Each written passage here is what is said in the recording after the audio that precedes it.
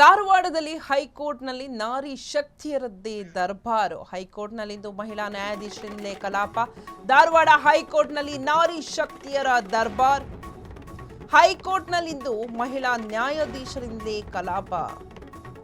10 ಮಹಿಳಾ ನ್ಯಾಯಮೂರ್ತಿಗಳಿಂದ ಕೋರ್ಟ್ ಕಲಾಪ. ಹೈಕೋರ್ಟ್ನಲ್ಲಿ 3 ವಿಭಾಗೀಯ ಪೀಠ, 4 ಏಕಸದಸ್ಯ ಪೀಠ ರಚನೆ. ಮಹಿಳಾ ಪ್ರಾತಿನಿಧ್ಯದ ಸಂಕೇತವಾಗಿ ಹೈಕೋರ್ಟ್ನ ವಿನೂತನ ಪ್ರಯತ್ನ. ರಿಟ್ ಮತ್ತು ಸಿವಿಲ್ ಪ್ರಕರಣಗಳ ವಿಚಾರಣೆ ನಡೆಸಲಿರುವ ವಿಭಾಗೀಯ ಪೀಠ.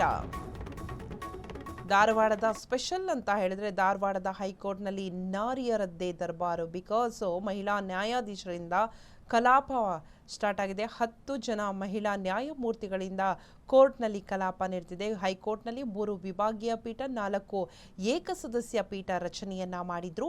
ಮಹಿಳಾ ಪ್ರಾತಿನಿಧ್ಯದ ಸಂಕೇತವಾಗಿ ಹೈಕೋರ್ಟ್ನಲ್ಲಿ ಇದೊಂದು ವಿನೂತನ ಪ್ರಯತ್ನ. ರಿಟ್ ಮತ್ತು ಸಿವಿಲ್ ಪ್ರಕರಣಗಳ ವಿಚಾರಣೆಯ ಬಗ್ಗೆ ನಡೆದಿರುವಂಥದ್ದು. ಧಾರವಾಡದಲ್ಲಿ ಇದೊಂಥರ ಹೇಳಬೇಕು ಅಂದರೆ ನಾರಿ ಶಕ್ತಿಯರ ದರ್ಬಾರು.